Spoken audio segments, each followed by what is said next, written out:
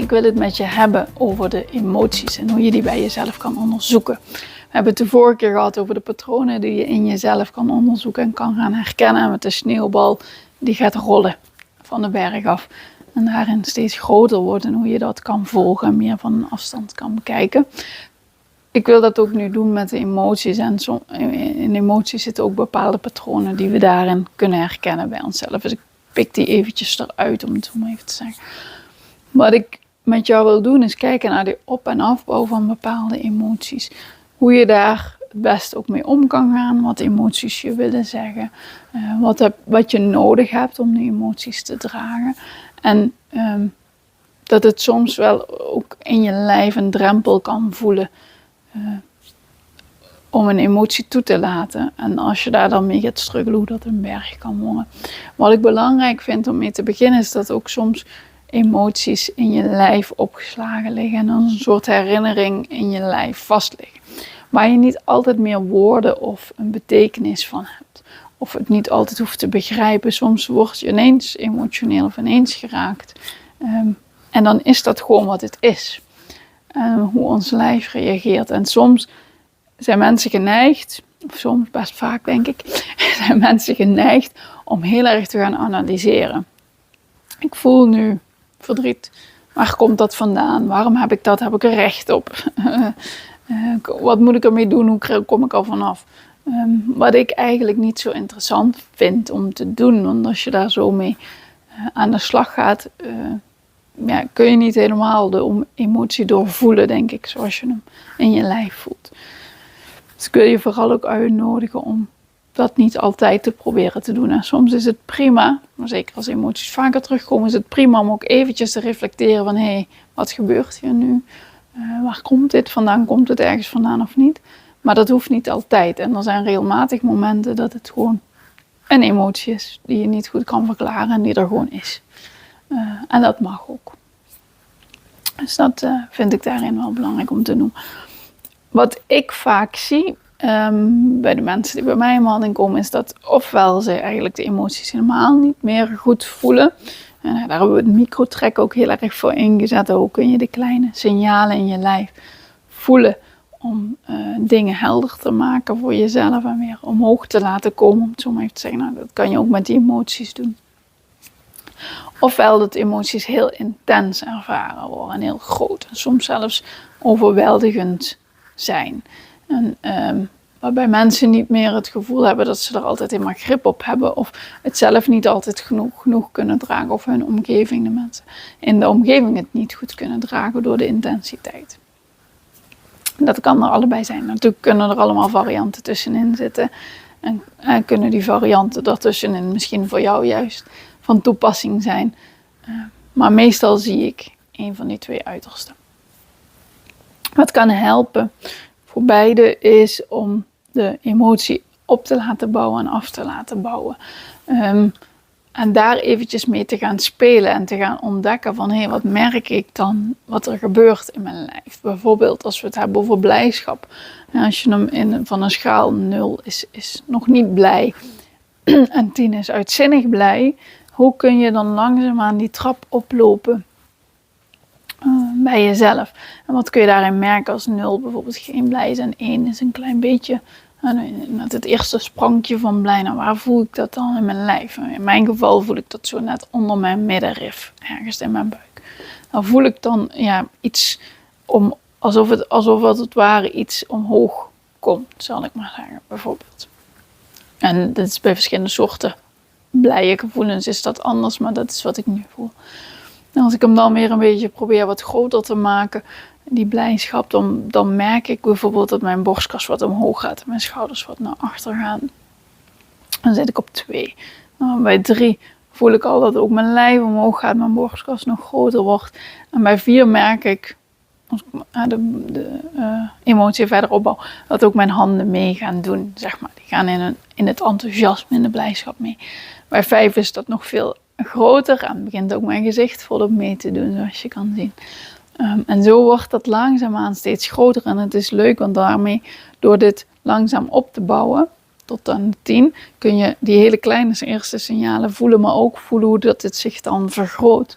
En hoe je daar met meer aandacht bij kan blijven, zonder dat het je overspoelt.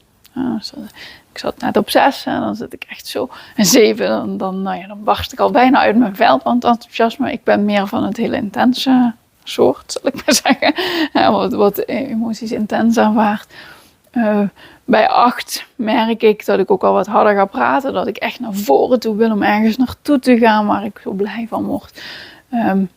9 en 10, dat wordt bij mij echt bijna springen, zeg maar. Dat kan ik ook wel eens letterlijk zo doen. Dat ik echt zo, ja, yes, oh, heerlijk, zeg maar. Dat gevoel, dat voel ik dan bij 9 en 10. Waarbij ik merk dat ik bijvoorbeeld bij 10, dat merk je nu wat minder, omdat ik ook probeer het voor het filmpje goed te blijven doen, is dat ik bij 10 ook altijd een stuk sneller ga praten. Meestal vanuit mijn enthousiasme daarin wat kan gaan ratelen, om het zo maar even te zeggen. Dat zijn allemaal dingen die ik in mijn lijf opmerk. En wat interessant is om te onderzoeken, als ik vervolgens vanuit 10, vanuit die hele intense emotie, langzaamaan probeer hem af te bouwen, steeds kleiner weer te voelen, dan leer je ook wat flexibeler daarin te bewegen. En dan heb je wat meer grip om het aan te kunnen, om dat emotie te kunnen dragen voor jezelf. Als je dat zo af en toe probeert. En daar wat mee te gaan spelen. En je kunt er ook mee spelen door er dingen in te veranderen of te verdraaien of er een verhaal bij te maken. In je hoofd, dat je in je verbeelding vooral speelt met die emotie. Een hele mooie landschap voor jezelf creëert, waarop je bijvoorbeeld blijdschap kan ervaren. Of als je verdrietig bent of bang bent, dat je de veilige plek oefeningen we eerder al gedaan hebben. Bij het microtrekken geloof ik, als ik het goed zeg. Een veilige plek waar je dan even je veilig in terug kan trekken. Wat je in verbeelding kan doen, dat is ook een vorm van spelen. Om daar naartoe te gaan. Wat je ook kan doen, is bepaalde emoties even extra aanzetten om ze te voelen. En ik kan dat bijvoorbeeld wel eens bij boos of bij teleurgesteld. Vind ik dat dan wat gemakkelijker. Dan kan ik soms ook wel gewoon echt eventjes stampen. En ik vind het niet leuk en ik wil iets anders. En als een teleurgestelde peuterkind dat heel groot maken. Of heel erg gaan zeuren. En daar echt eventjes zo in gaan hangen dat ik het niet wil. En om op die manier voor mezelf wat meer lucht in de emotie te brengen. Het zorgt niet dat de emotie weggaat. Het zorgt soms wel dat het een andere vorm krijgt, waardoor ik het makkelijker kan dragen. En er komt lucht bij op die manier. En daar wil ik je wel toe uitdagen om daar eens wat mee aan de slag te gaan. Ik zelf vind het heel fijn om bij bepaalde emoties ook wat mensen om me heen te hebben waar ik dat kan uiten. Denk op mijn partner of wat vrienden die ik daar dan mee lastig val, zeg ik dat altijd. Maar het is niet lastig vallen, maar waar ik graag dan emoties mee deel. Maar soms kan het ook zijn dat je niemand in je omgeving hebt die de intensiteit van jouw emoties aan kan. En dan mag je ergens gaan zoeken naar een manier hoe kun jij dat dan in jezelf dragen. Want dat anderen het niet aan kunnen wil niet zeggen dat jij het niet mag ervaren of mag voelen. En je moet een manier vinden om dat te kunnen gaan dragen. En zeker bij de hele intense emoties, maar ook als je ze bijna niet voelt en je denkt dat dat vanuit een soort angst komt, angst voor overspoeling. Bij beide kun je dan een beetje gaan titreren, noem ik dat dan. En een klein beetje van de emotie toelaten. En als je dat al een minuut lukt, meer dan genoeg. Een klein teentje, zeg ik dan altijd maar, in het meer van de emotie dippen. Eventjes volhouden en daar weer uitstappen en voor jezelf iets anders gaan doen, afleiding zoeken of wat dan ook. Maar doordat je wel ruimte geeft aan de emotie om er te zijn. Maar misschien niet meteen zoveel als dat die hele emotie zou willen hebben. Langzaamaan kan je dat dan wel opbouwen. Zeker als je in je hele leven emoties wat meer hebt opgekropt. Omdat ze niet goed te handelen, of je ze niet zo goed kon dragen. Dan is het ineens toelaten van al die emoties gewoon ook enorm heftig en overvragend, overprikkelend. Dus dan kan je daar met titreren, door te titreren kan je daar dan kleine stukjes naartoe gaan, als het ware. Erken dat de emotie er is, laat hem een klein beetje toe, zover als het lukt op dat moment. Ga er dan weer uit. Ga dan kijken. Sorry. Dan heeft iets in mijn keel kriebelen. Wat even vervelend. ga dan kijken hoe je voor jezelf een compassievolle manier kan vinden om goed voor jezelf te zorgen, even afleiding te zoeken of wat dan ook. Dus dat is ook belangrijk om daar goed voor te maken. Wat je ziet bij emoties, als het je lukt om ze langer toe te laten, omdat als dat titreren goed verloopt en op een gegeven moment je voelt, hey, ik heb wel grip en ik kan, na deze emotie is er ook nog een leven, zeg maar, dan ben ik er nog. Als je dat gaat voelen voor jezelf, dan zie je ook dat in een emotie vaak een soort van golf ontstaat. Ik maak hem nu naar beneden, een golf is natuurlijk naar boven. Waarbij die in eerste instantie oploopt, maar als je daar dan blij blijft, uiteindelijk ook wel weer afloopt. En dus dat lukt om die golf te maken en het echt te gaan doorvoelen. Nogmaals, zonder dat je per se hoeft te snappen of verbaal hoeft te begeleiden wat er gebeurt. Kan je daar voor jezelf een beetje op gevoel surfen, zoals ze dat wel eens noemen. Dus je surft over die golf heen en je maakt daar de ruimte voor en je geeft daar ook de uiting aan die je op dat moment nodig hebt. En dat kan bij rouw bijvoorbeeld verdriet schijnen of bij schaamte de angst die dan groter wordt. En je kan dat voelen opbouwen, maar misschien ook wel zien dat het weer afzakt. En soms, als het bijvoorbeeld om schaamte gaat, dan is het ook, kan het geen kwaad om te kunnen doorbreken. Als je een beetje meer geleerd hebt om te spelen met die emoties, dan word je daar ook flexibeler in. En dan ga je op een gegeven moment gemakkelijker ook het lef hebben om zo'n emotie te doorbreken. Je vergroot dan eigenlijk de draagkracht.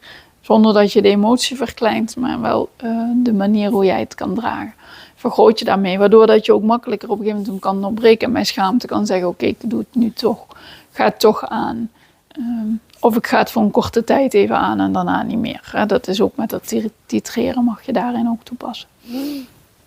Het zijn allemaal dingen die je kan doen met je emoties om dat te dragen. Ik vind zelf een heel mooi filmpje van Rush Harris. Ik zal die ook in deze module nog eventjes een link daar naartoe zetten.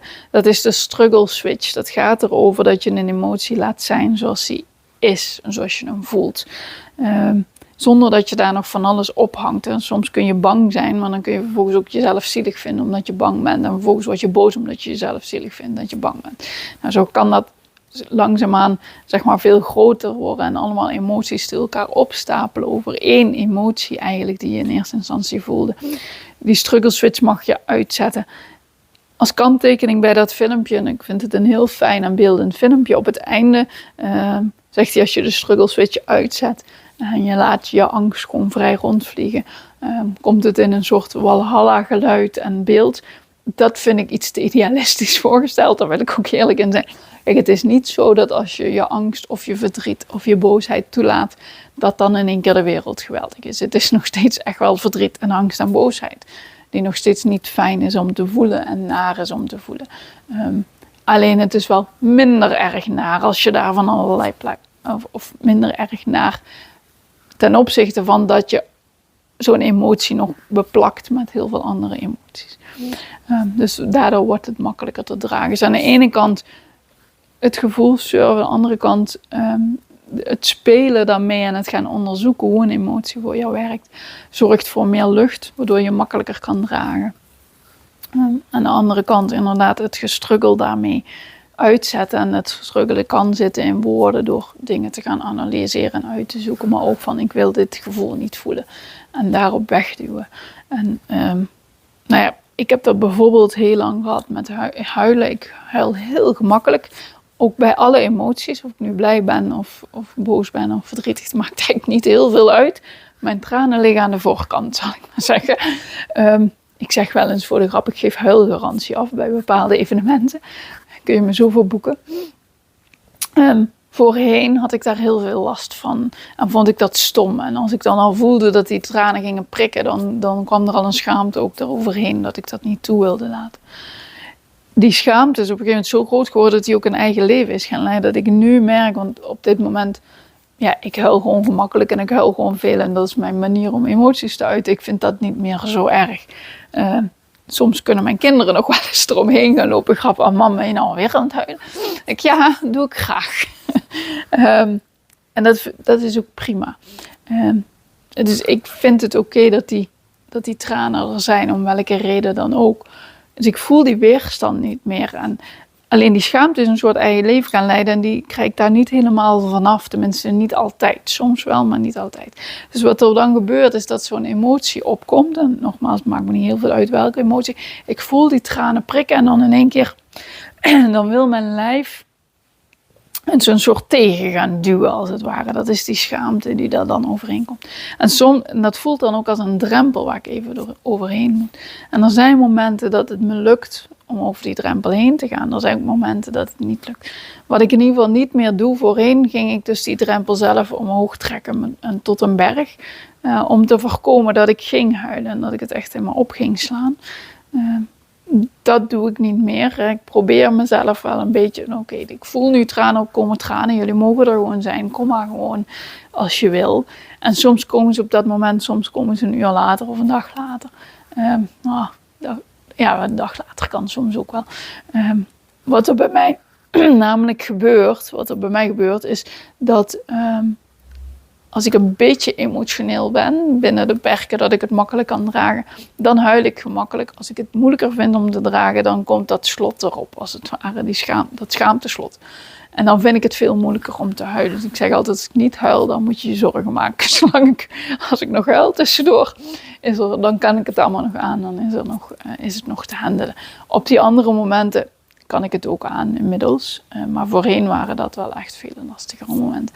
En kan ik het soms ook wel eens gaan opzoeken. Dat als ik voel dat die tranen zo prikken, maar dit schaamtedrempel te hoog wordt. Dan kan ik ook wel eens bepaalde boeken of passages van boeken gaan luisteren. Of bepaalde liedjes opzetten. Bepaalde series aanzetten. Of bepaalde films kijken. Die zorgen dat die tranen bij mij wat gemakkelijker naar voren komen. En ik dan ook eventjes gewoon lekker uit kan huilen. Waarbij ik voorheen ook wel eens, als die tranen dan kwamen, zonder dat ik ze tegen wilde houden, dan huilde ik zo'n heel klein beetje. Waardoor dat ik nog niet voelde dat er enige opluchting plaatsvond. Nu kan ik gewoon ook met overgave dan wel huilen. En voel ik dan daarna soms, niet altijd, maar soms ook wel dat ik wat opgelucht ben en me daarin wat fijner of wat steviger voel. Dat is denk ik een beetje wat ik nu over die emoties wil vertellen. Dus ga ze vooral onderzoeken. Ga kijken hoe jij ze kan dragen, zodat je dat gevoelssurfen kan doen. Of dat je kan gaan titreren door steeds een heel klein beetje van die emotie toe te laten. En in de verdere module, in de beschrijving en in de opdrachten gaan we daar verder op in. Dan wens ik je vooral heel veel succes en heel veel plezier in het ontdekken. Ik zeg plezier ook bij de negatieve emoties. Die zijn super waardevol namelijk. En heel interessant om te onderzoeken. Dat is nog wel iets wat ik wil toevoegen.